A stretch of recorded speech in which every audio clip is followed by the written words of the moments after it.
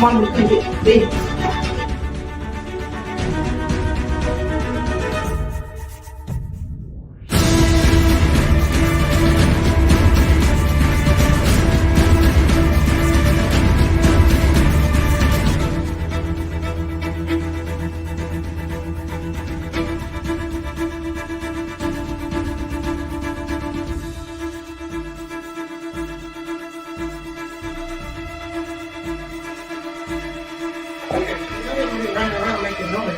You just close the door for me.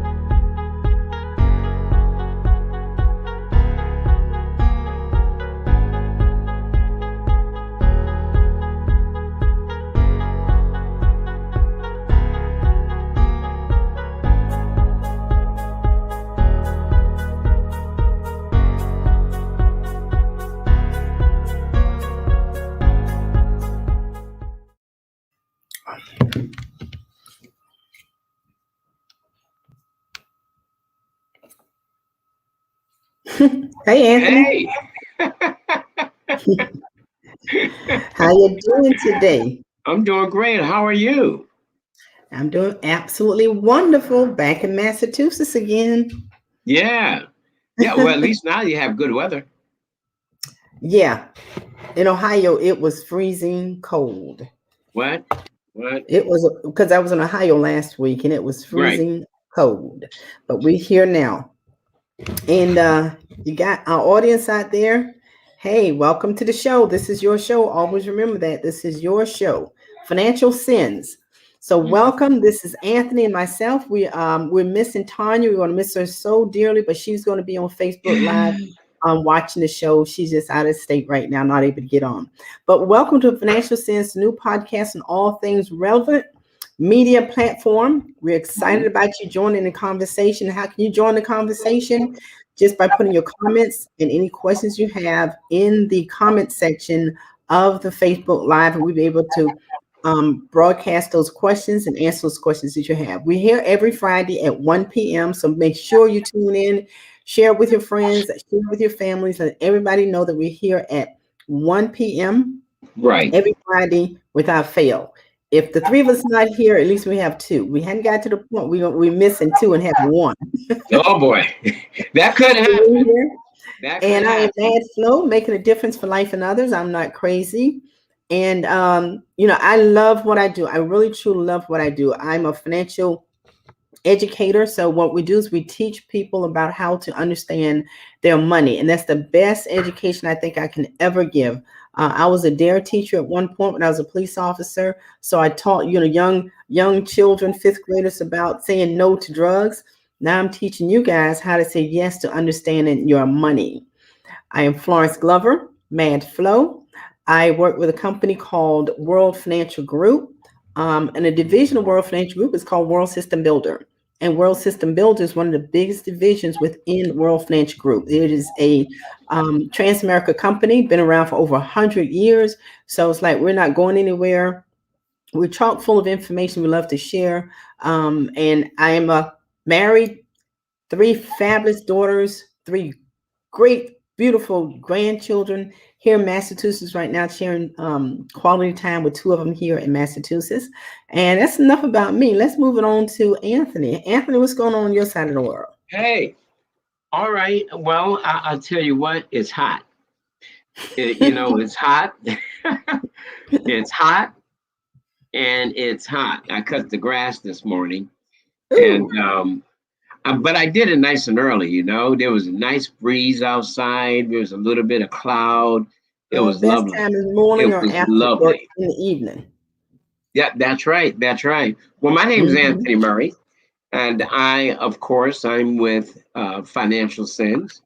And like my co-host, Mad Flo, she likes to be recognized as Mad Flo, That's it. making a difference in the lives of others. Um, I'm part of rated companies, A-rated companies. That's extremely important. What's the value of an A-rated company? A-rated companies pay their bills. They pay their death benefits, and that's important. And they pay their commissions to their representatives. But you don't care about the commissions; you care about the death benefit, right?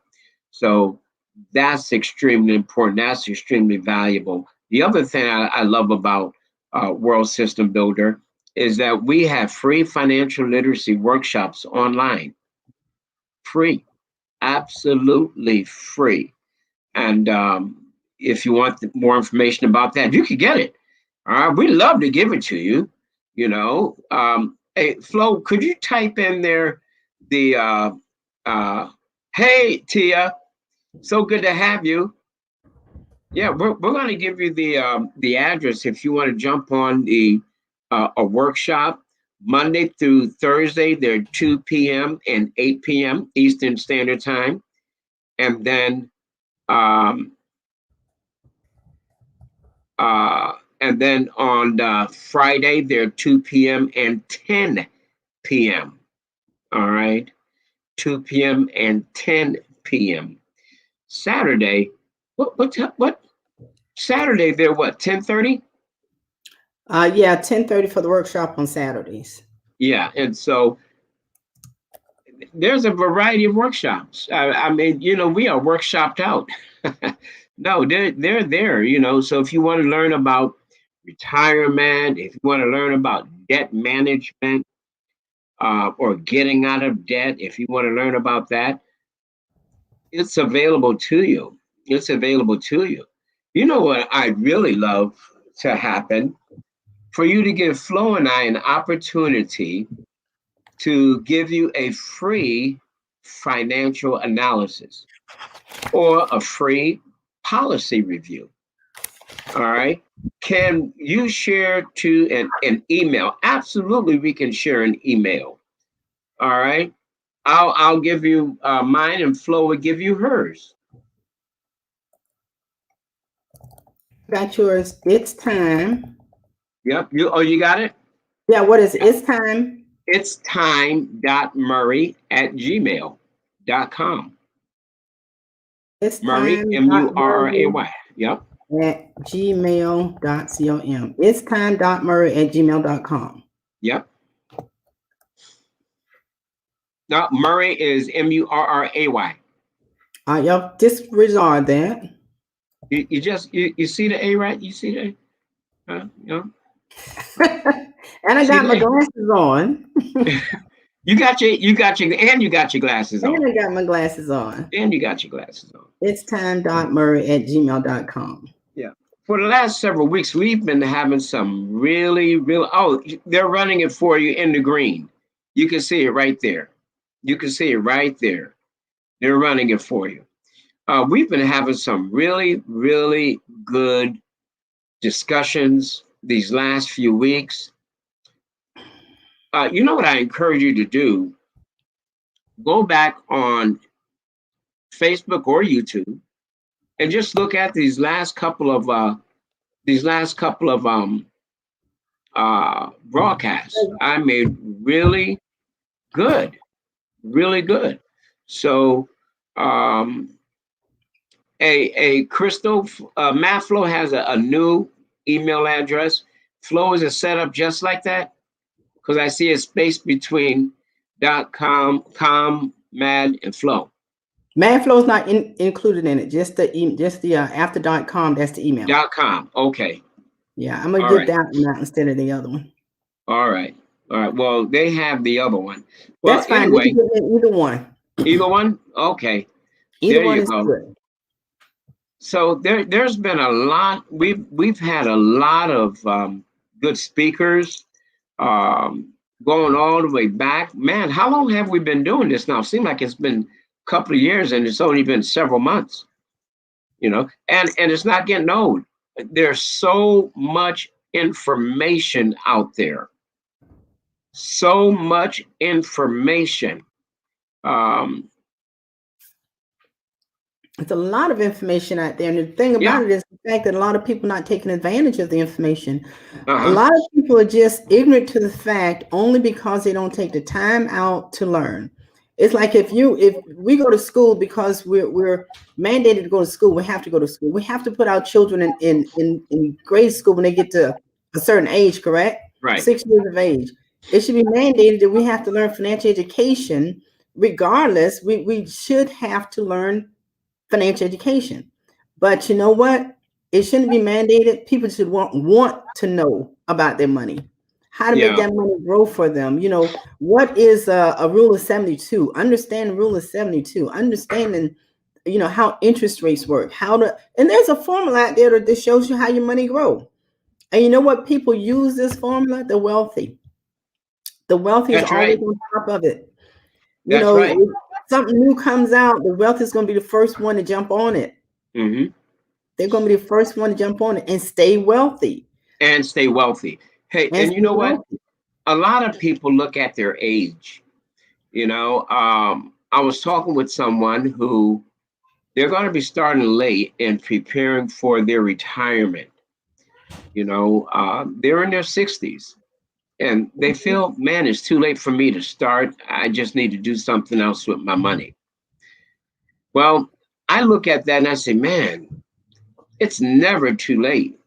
You know, better late, let me say like this, better late than never. Better late than never. Because we have vehicles, the email, okay, so the workshop email, it's not an email, it is a website, a login that you go to, and I'm going to uh, redo it again. yeah, and we're going to put that up. We're going to put that up for you. So as I was saying, the value is this. Even if you start late saving your money for retirement, we have vehicles or instruments that you could put your money in and all right. So Flo, you're in the private chat or the comment. Oh, there you go. There it is. All right. And you know what So I was thinking, Anthony? I what's look at that? it this way. When people say that it's too late to start something, Uh-huh. what if you're 62 and you want to go back to college and it's 4 years you have to go to college? Most people might say, well, dang, that's just too late. I look at it Mm, this way. You're going to be 64 at what, 62, 63, 64, 65, 66. You're going to be 66 in 4 years. You can be 66 with a college education, or you just be 66 without it.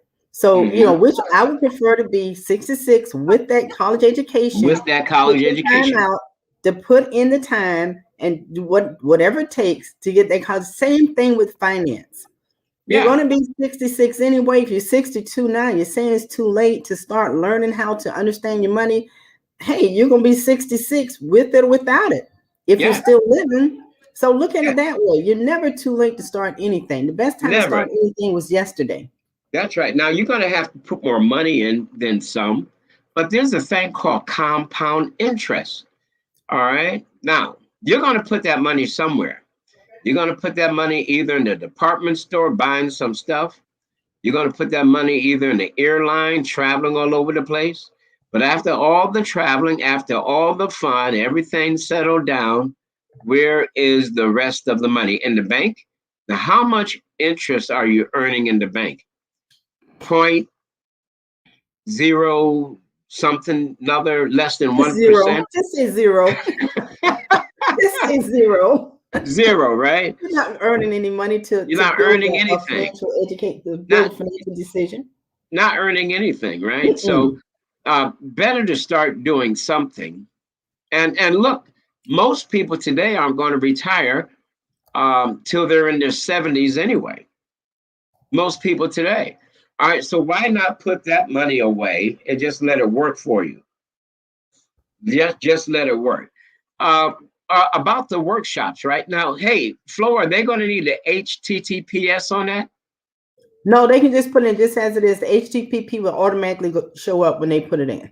Okay, The all same right. thing with www dot. If you just put in this right here, Uh-huh. they got it now. We don't really have to have www dot in front of anything now. It just automatically takes it, but You it'll see come. how much I know about computer technology. But it'll automatically once it sees it, the Yeah, computer sees it, it'll generate. yeah. So the workshops are extremely valuable. Extremely valuable. You want to attend the workshops, debt management, retirement planning. You really want to get involved, and they're free now. The workbook and textbook, they're well with shipping. It'll cost $10. All right, it'll cost $10. Why do I say $10? Because they're only $4 each, but you're going to share in the That's the what. expense of the shipping. That's the textbook right there. And let me tell you something. People, Mhm. large organizations, government organizations, you ever hear the FBI, Federal Bureau of Investigation? They actually have taken our workshops. Harvard University have taken these workshops. All right. Columbia University have taken these workshops. All right. They're free. All right. And a lot of other organizations have taken these workshops absolutely free. So why not take the advantage of it? If you don't want the workbook and textbook, you don't have to get them.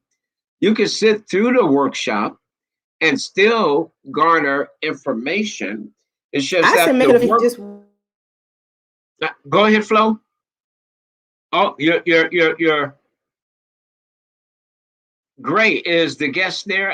Okay, he's there. All right. We're getting ready to bring our guests on, but when you're in the workshops, the workbook is valuable because the pages are set up where you fill in the blank. So the instructor will read what's in a textbook, then he'll refer to the workbook, and then he'll read part of that sentence and he'll tell you, write this in there. He'll write it on a board or tell you what to write in. So it is invaluable. Our objective is to educate, make sure people know. Well, praise God. Um,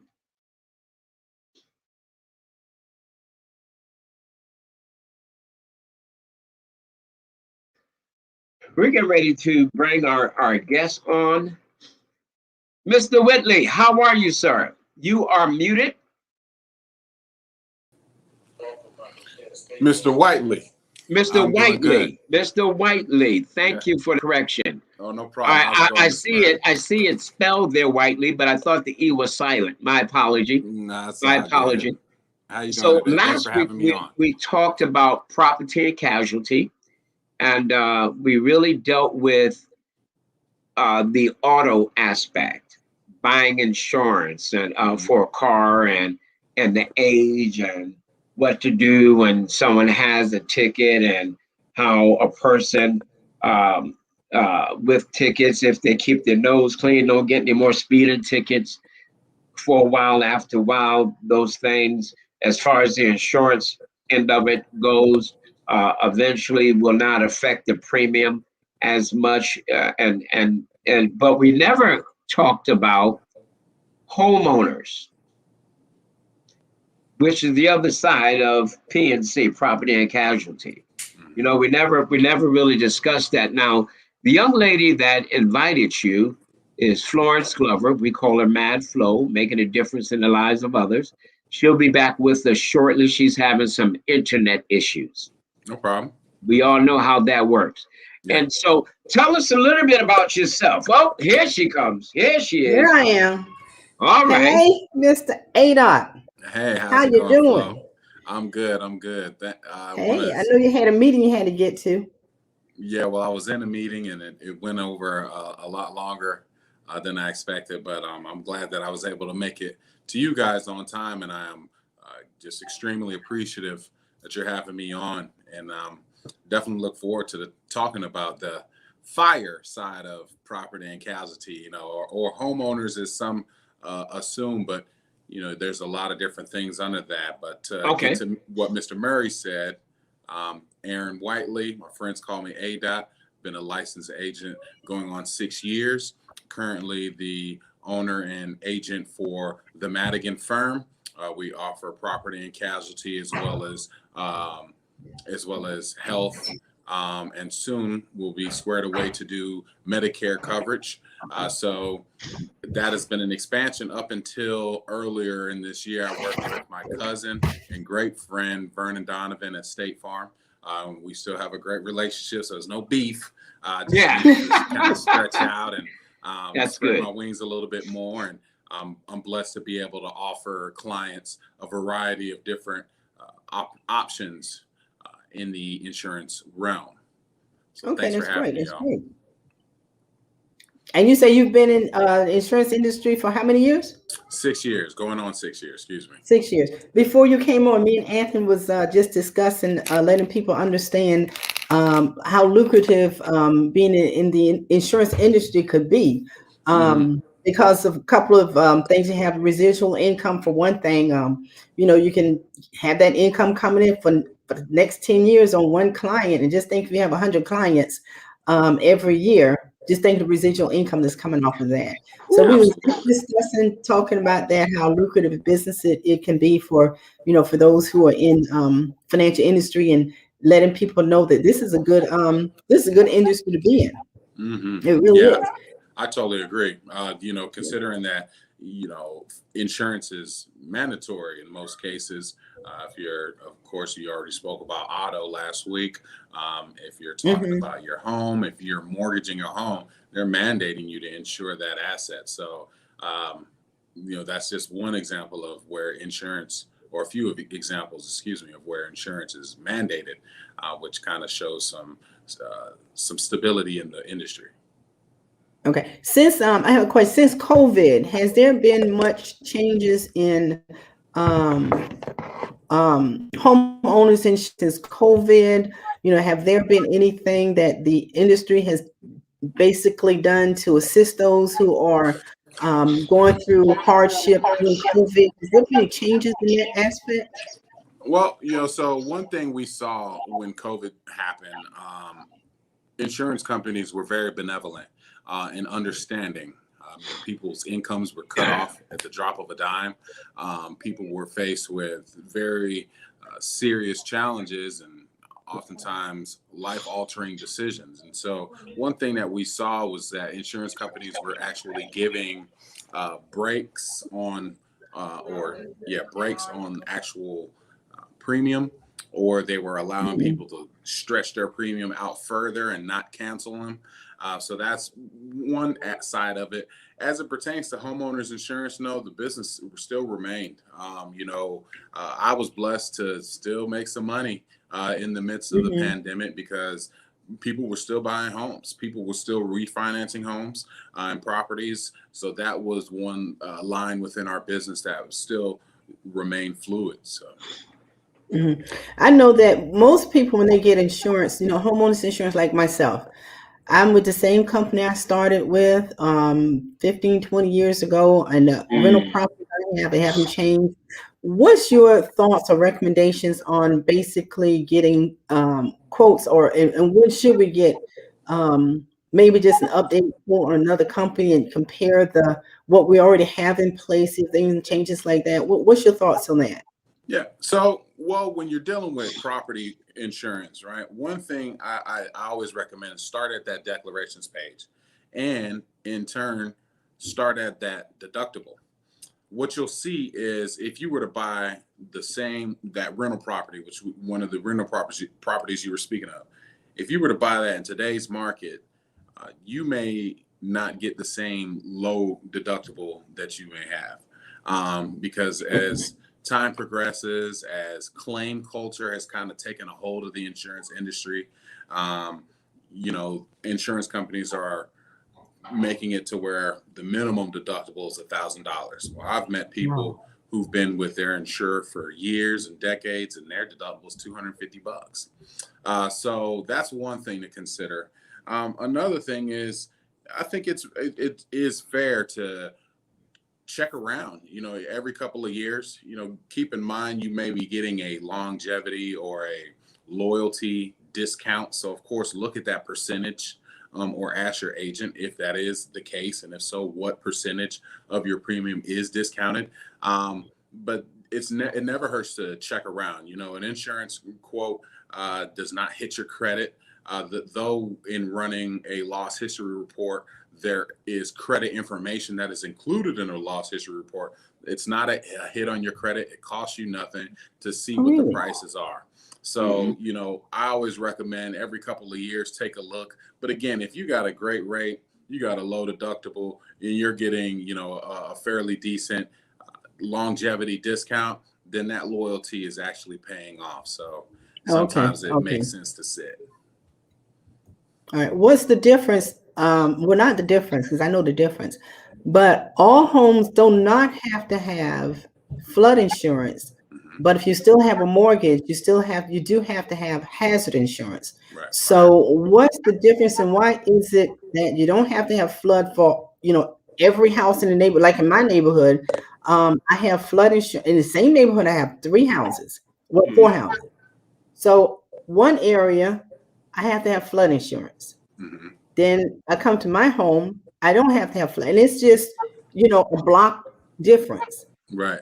And then I have the house next to mine, the house next to me I own, and I have to have flood insurance for my home, but don't have to have it for the house next door.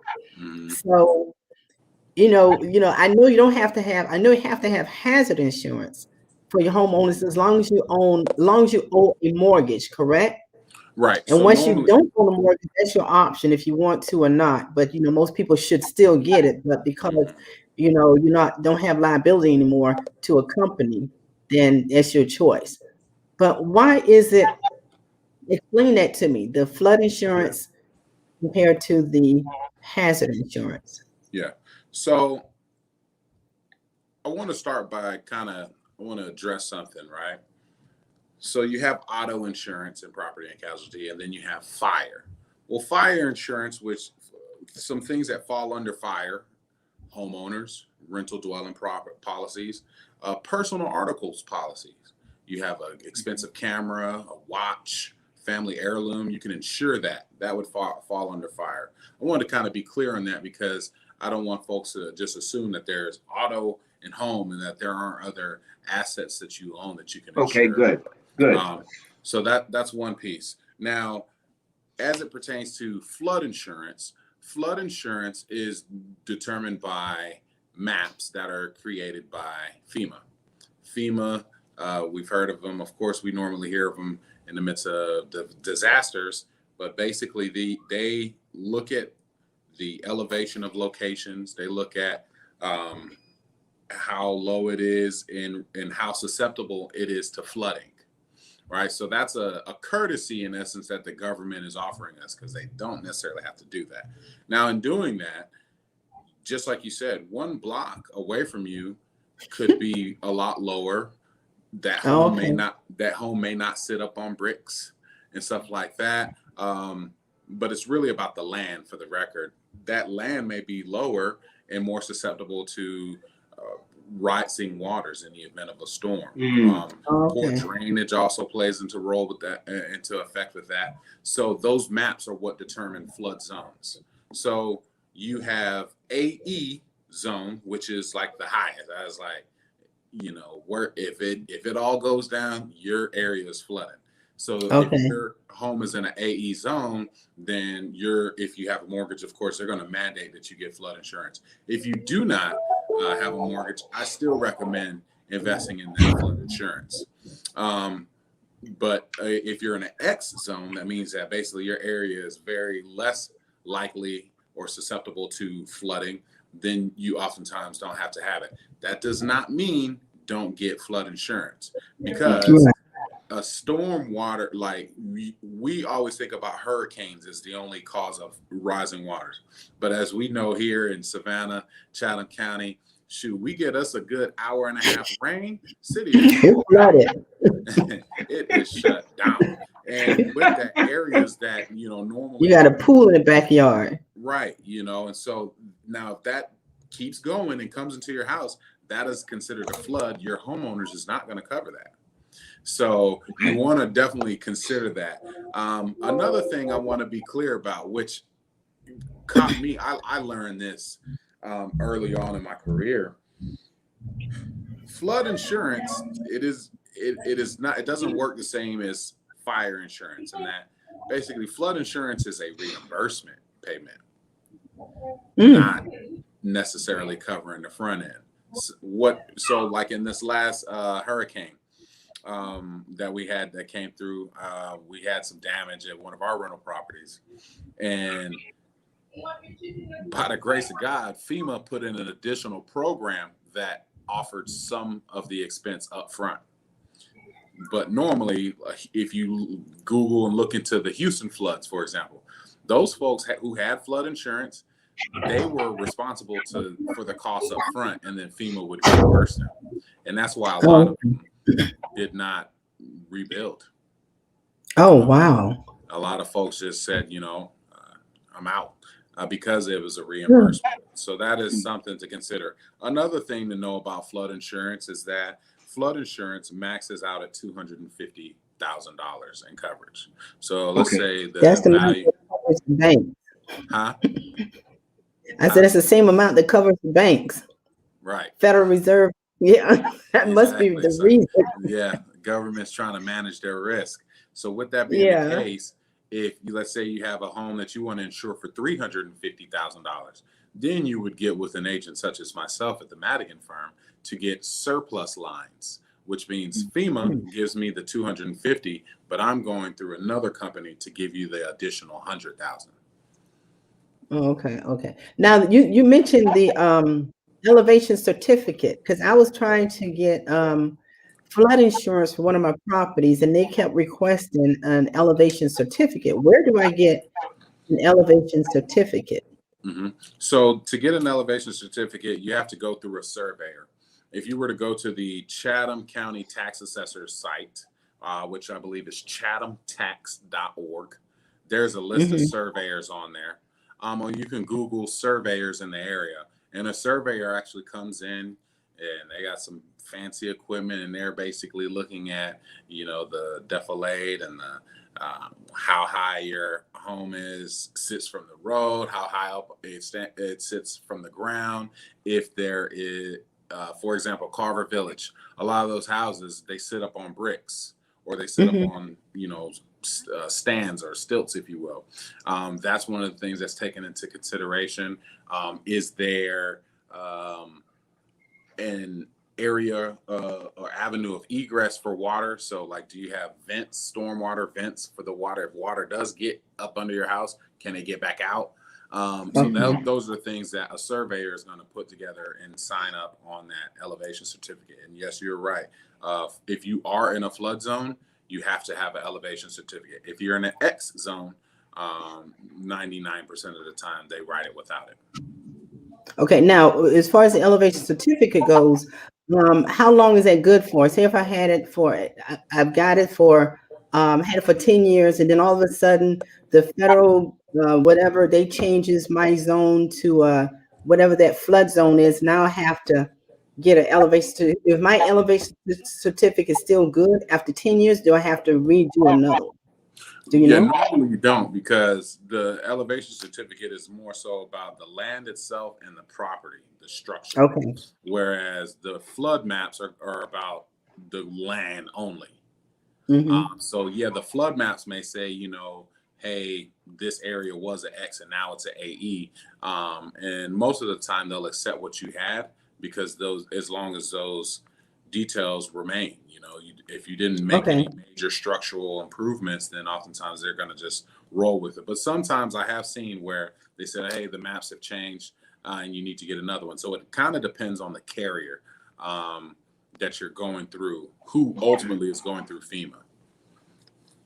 Okay, that's good information because I'm telling you, I had surveys done, and I misplaced one of them. I didn't have to have flood at the time, and I misplaced one of my important papers, which was the elevation certificate. And the company that I used, they actually went out of business.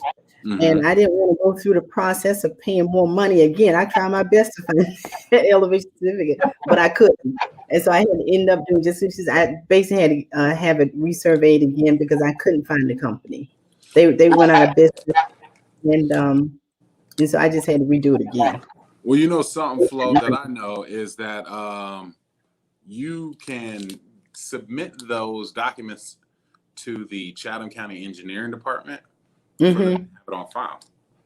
Oh, thank you. And if you go to, I believe it's like the Chatham County Engineering site, some people's elevation certificates, they can search. There's a search that you can do, and some people's are on there. Now, 95% of the time, when I've gone in there for clients, theirs wasn't there, but they do. Chatham County does have some on file.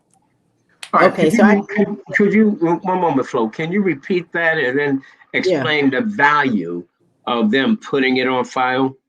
Yeah, so you could put that on file with the Chatham County Engineering Department. So that way, if you lose it, you end up in a situation, it gets destroyed or whatever it may be. There's another place to have it. And I also always recommend and advocate, use the cloud. I know some of us don't necessarily agree with technology. However, you can save a lot of your documents just by taking a picture and labeling it and saving it to a Google Drive or Microsoft OneDrive that you can access from anywhere. And that's been very helpful for me as a husband, a father, and as a business owner. Mm-hmm.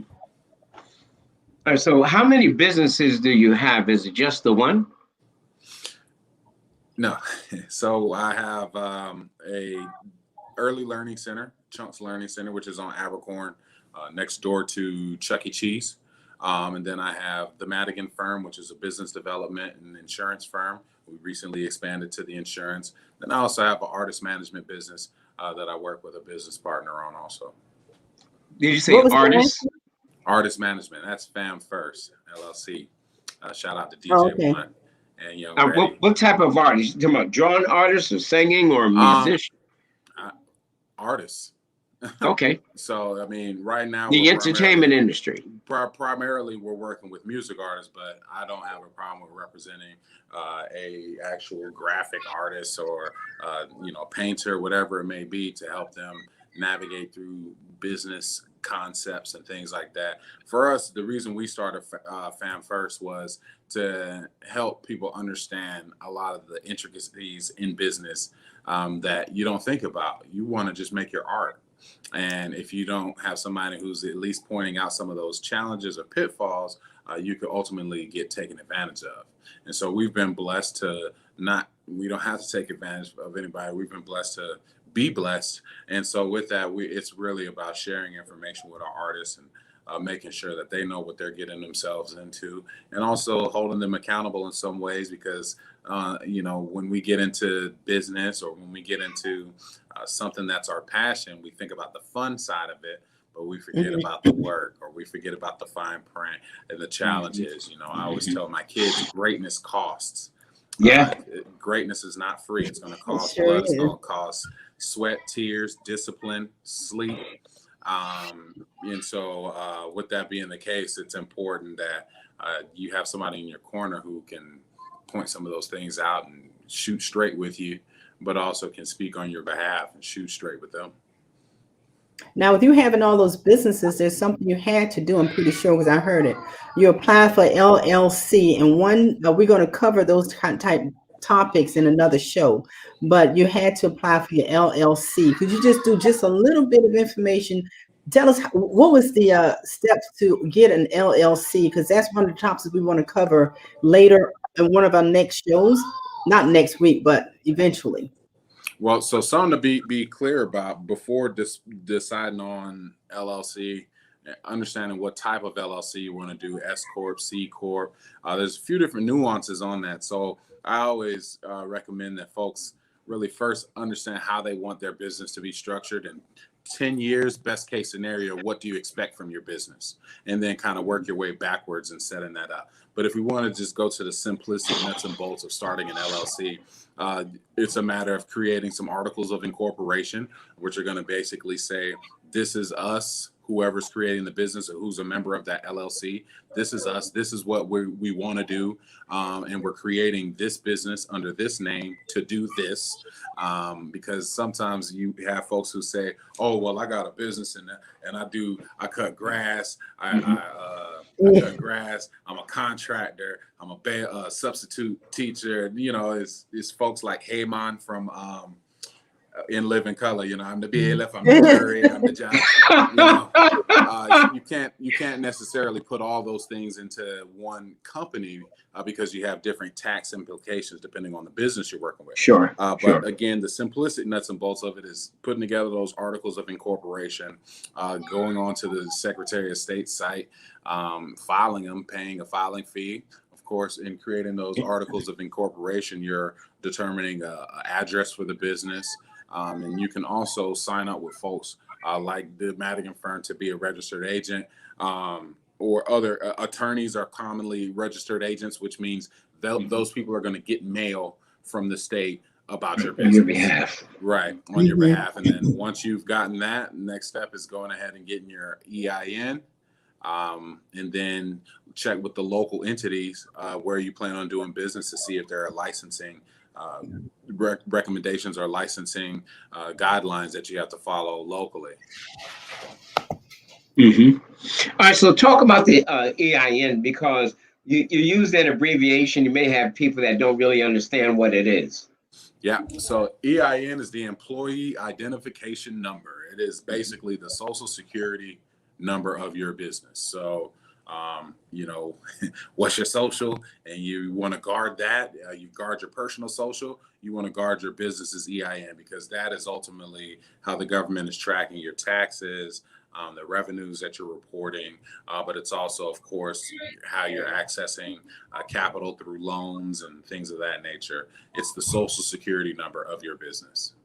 Now, you go ahead, finish that. I was just going to say, you know, what an LLC, why people create LLCs is to create a buffer between themselves and the business. So again, if I have an LLC and I'm flipping properties, and then something happens and one of my tenants sues, well, if my LLC owns the property, they're suing my LLC. Well, I could be a multimillionaire, but they could only sue my LLC, because that was my question. Yeah. You answered my question.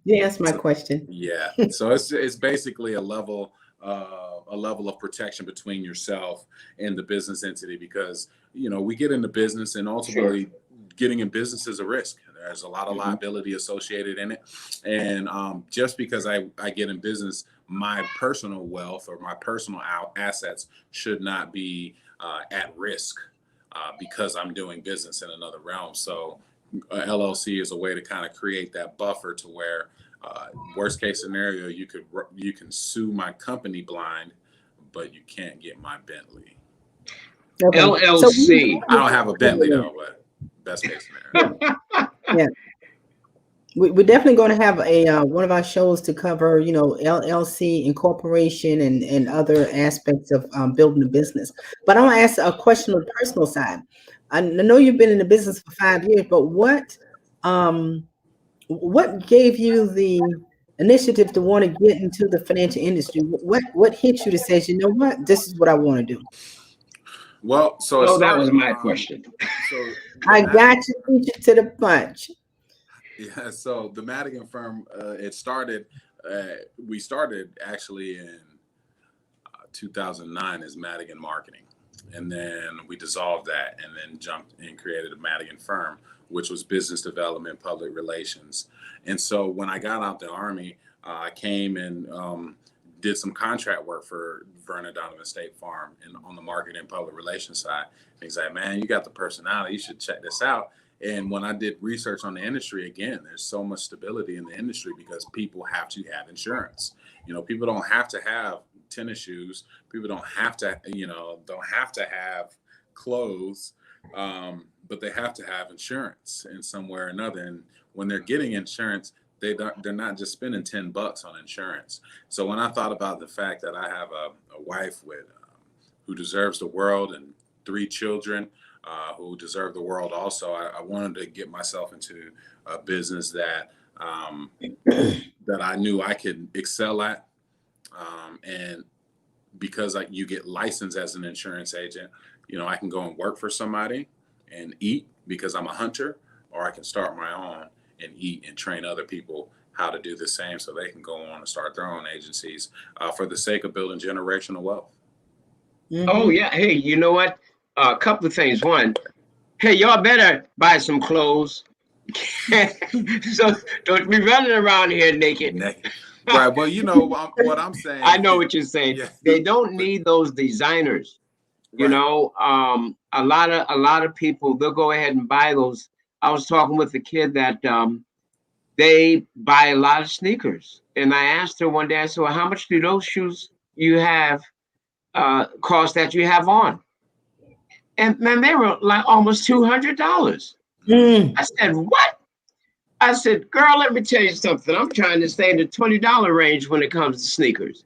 Now, I know it's hard to find, but if they go on sale, I'm gonna grab the sale. $200. You know what I can do with $200? Hey, Anthony. Anthony, you heard of he's probably 17, 18, probably grown now, but he's 12 years old. And what this 12-year-old did, I read this had been over 5 years ago. But what this 12-year-old did was, his friends were out buying, his 12-year-old friends were out buying those shoes. The parents were paying $200, $300, $150 for those shoes. This 12-year-old, what he did, he invested in the company. Mm-hmm. He invested in Jordan. He invested in Skechers. He took his money, $200, and he invested in the company. He brought stock in the company. And this was a 12-year-old. And I have to Google it one day, probably bring it back next week with you. But he was 12 years old. He's probably 20, 21 now, years of age now. But he was a very astute young man. His parents taught him about money. So when his parents taught him about money, and when he was, he wants those shoes, but he said, Mom, I'm not going to let you pay $200 for a pair of shoes. Let's do some research. I want to find out about the company. And he found out about the company, and he started buying stock within the company. Now that's the way you do it. That's smart. Yeah, very smart. And for a 12-year-old to to be that astute and basically thinking about his future, but it all goes this way. Is what your parents are teaching you. Mm-hmm. So if your parents are taking you out, I have nothing against giving the best for your children, but I grew up this way. I knew I didn't grow up with having everything, and I did not bring my daughter up to have everything. She understood money, and she appreciated money. And this girl to this day right now, she will not pay full price for anything because she shops around. This girl is, she shops around. She don't pay full price for anything. Yeah, neither do I, man. Listen, I went to this event years ago in Connecticut. I'm from Connecticut. It's called Manx, MINKS, to Sinks, SINKS. I'm telling you, they had everything. I bought me a Tommy Hilfiger suit, all right, and it had one thread out of line. It still had the price tags. The suit was $500. Still had the price tag. All right. And I said to the lady, how much is it? Because it fit me perfect. She said, it's $25. I said, I'll get it. I'll take it. I said, I'll get it. And they had like 3 or 4 suits, but unfortunately, I it was what I've been here now since 2001. So that was back in the 90s. Well, those suits are far gone now. But hey, look, we have to be wiser with our money. But I want to get back to what you were saying, Mr. Whiteley, about LLCs and about your businesses. Um, did you incorporate all of your businesses under the LLC? No, so the my daycare is one entity. The business development insurance firm is another entity, and then the artist management is another one. All right, And so you and have and LLCs for each. yeah, but they're structured differently. But yes, but even one thing I do want to add too, I've had multiple businesses that we've started and failed. My wife and I and my sister-in-law, we opened a salon at one point.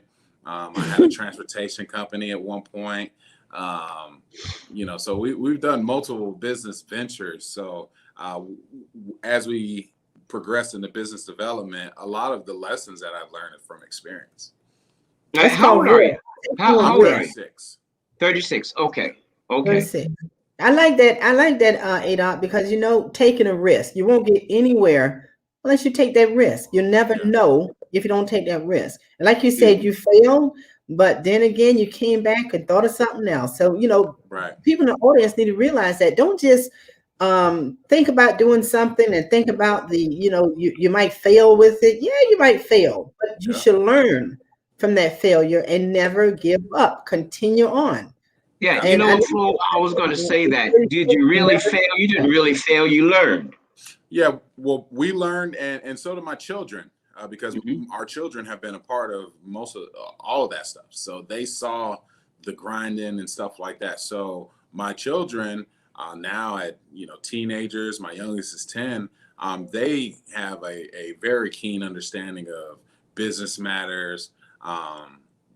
Loans, interest. If we're at Walmart and you left your money at home and you want me to buy something, I'm charging you title max interest. And my son knows that. I'm Woo! charging 50% interest and stuff like that. My daughters know that. Sometimes they just have to have it and they're giving me my money. And most of the time they choose otherwise, or they loan each other money with no interest. Ah, So, these are why we think that's important, is because these were things that I know I didn't learn. I didn't learn about credit till it was too late. I had already trashed my credit by the time I figured out what credit was. And that's not at a slight to my mother, but my mom didn't necessarily know about it either. My mom, I'm first generation American in my family. My mom's from St. Kitts, the British Virgin Islands. So, and she came not understanding that. Not to say that credit doesn't matter anywhere, but she didn't get that stuff, so she didn't necessarily teach us. So I think it's important, not only, even if you're not the one starting the business, expose your kids to some of those thoughts, some of those ideas, How because old are your children? uh, 15, 14, and 10. Tell So me one thing. Promise me one thing, Adot. mhm, Um, we have these workshop classes. They're free workshop classes. Get your children enrolled in our workshop classes. They're every day, Monday through Friday, mhm, 2 o'clock, 8 o'clock, and 10 p.m. And like you say, I love the fact that you taught them what you know, and they've been learning from you. And like mhm, I said, we have these workshop classes. Um, the address is worldsystembuilder.com/WSB-US. And the classes are free. And when it says who invited you, just say Mad Flow. And I'm telling you, mhm. they will learn tremendous information. You've given them what you can give them more. And Right. they're going to learn so much. There's 5 workshops. So take Absolutely. advantage of those classes for your children. Thank you for that, and I definitely Make will. it a family thing. Hmm. Absolutely. Thank you for that. And thank you guys for putting that on, because again, there's a lot of, if I can get ethnic for a second, within our community, these are a lot of things we're not learning, we're not sharing. Mhm. Some of us, we figure it out and don't pass it on. It's like we want to keep all the money to ourselves. And Yeah. so I really appreciate that you guys are actually putting on something to share this information and to pass it on. Because at the end of the day, one thing that we must understand as a community and as a nation, when everybody does better, everybody does better. And, you know, so if we were able to eradicate poverty, that means folks are going to be making more money. That means that folks are going to be spending more money. Thus, it's going to translate to the economy. But we also have to understand that where people make the economy a political issue, it is not a political issue at all. It's a people issue. And when we talk about the economy, we have to understand that there are factors within the economy that play huge roles. And one thing is African American people play a huge role in the global economy. I'll say it again. African American people play a huge role in the global economy. And so when we're teaching our children about these things and passing on the information, then ultimately we can make the tables that we can make and sit at the tables that we ask to sit at. And so that's how I think. And so, that's beautiful. With all due respect to everybody else, you know, I don't hate on how anybody makes it happen, but I just am a believer that, you know, if I'm gonna go out there and kill myself and get up early and you know, all that good stuff, get cussed out on somebody else's behalf, I could do the same for myself. And worst case scenario, if it doesn't work out, that's fine. But you know, if it does work out, then my grandchildren's children will generational do well. And that's what the Bible says, that a good man leaves an inheritance for his children's children. And for his children's children. Trying to figure that out and follow that, as the Bible said. Well, I tell you what, man, you don't have to apologize on our show about getting ethnic at all, because we have this show primarily to reach people of color, the African American, Black folk, Negro. What else do we got? Afro colored people, folks. Yeah. Us. Mama and them, and sister and them, and all the dems and everybody. Our objective is to financially educate people. You know, we got off, but we didn't get off a little bit of PNC. We talked about some things that were extremely important and valuable for everyone. We talked about homeowners insurance. We talked about LLC. We talked about what you do as a living and the importance. Let me sum it up like this. We talked about the importance of having a vision and walking in it. And, you know, a lot of people have a dream, but they never have a vision. You know, and it's important to have a vision that would accompany or complement your dreams. You know, and so a dream is not valuable unless it's a vision that becomes vivid and becomes alive. You know, and so this is extremely important. Where our objective is to help our community. We only have a minute left. Please give us some final words. Well, you know, one thing I want to just say is thank you guys for doing this, and I'm honored to be on here. You know, I always want to go a step further to what you said, Mr. Murray, and when you have that vision, don't just let it be a vision or a dream. Write it down and make it a plan. Write it down, make it a plan. Write it down and make it a plan so you can refer back to it, hold yourself accountable to it. In the meantime, if I can help in the future, you could always set up an appointment with me at thinkmadigan.com. That's THINK, MADIGAN.com. I'm Adot. Thank you so much, and for what you guys are doing again, and let me know how I can help in the future, and definitely look forward to tuning into your workshops. Well, wonderful. Listen, we've got to run. Folks, thank you again for being with us. This is your show. Like us on Facebook and like us on YouTube, and call your friends and tell them to like us, and your enemies and your neighbors and everybody. And Lord willing, we will see you next week.